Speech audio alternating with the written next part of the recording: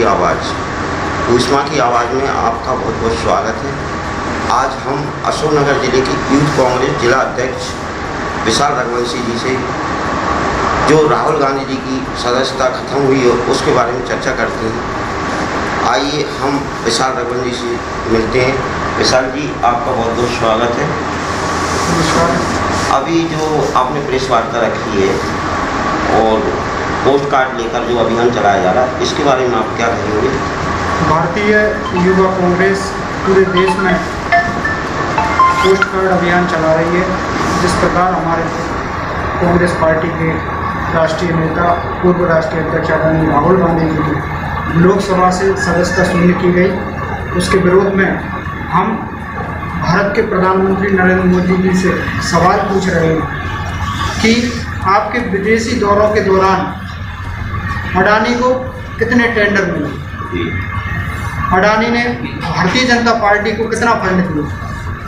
हमारे नेता को तो आप संसद में डिस्क्वालीफाई कर दिया, लेकिन हम संसद के बाहर सड़क पर संघर्ष कर कर हमारे नेता की आवाज़ बुलंद कर रहे हैं। नहीं, 2 वर्ष का कार्यकाल हुआ है और 2024 में संसद के चुनाव भी हैं। क्या राहुल जी इस संसद का चुनाव लड़ पाएंगे? इसके बारे में क्या कहेंगे? देखिए, अभी तो 30 दिन का उनको समय दिया था, स्टे भी मिल गया है, आगे कोर्ट की कार्रवाई है। चुनाव तो राहुल गांधी जी अवश्य लड़ेंगे 2024 में। उनके नेतृत्व में हम लोकसभा का चुनाव लड़ेंगे पूरे देश में। ये पोस्ट कार्डों से क्या होगा? भाजपा सरकार को क्या फर्क पड़ेगा?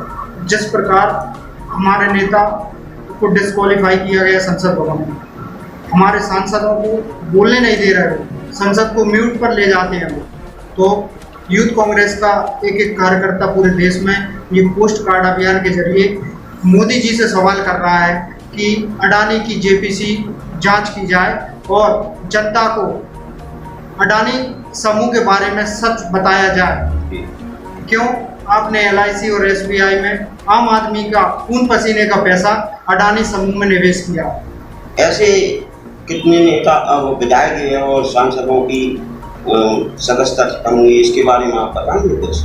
मेरे हिसाब से अभी हमने RTI के जरिए हम पूरा पता लगा रहे हैं कि 1947 के बाद जब से देश आज़ाद हुआ है तब से कितने विधायक और सांसद और राज्यसभा सांसदों की सदस्यता शून्य की गई है। लेकिन उसमें आंकड़ा मुझे जहाँ तक लगता है उसमें बहुत कम 1% ही कहीं होगा।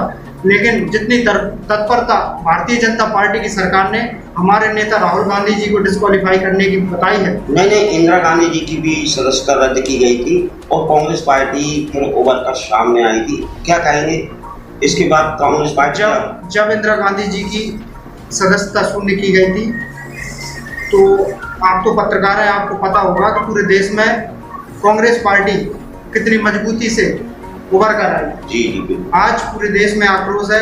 जिस प्रकार से एक निर्वाचित सांसद को आप संसद भवन में बोलने नहीं दे रहे, आम जनता की आवाज़ जो व्यक्ति उठा रहा है, जिस व्यक्ति ने कन्याकुमारी से कश्मीर तक की 3600 किलोमीटर से ज़्यादा की यात्रा पैदल की हो, वो भारत के अंतिम छोर के व्यक्ति के लिए लड़ रहा है, उस व्यक्ति को आप अनक्वालिफाइड कर देश की जनता की आवाज़ को दबा नहीं सकते।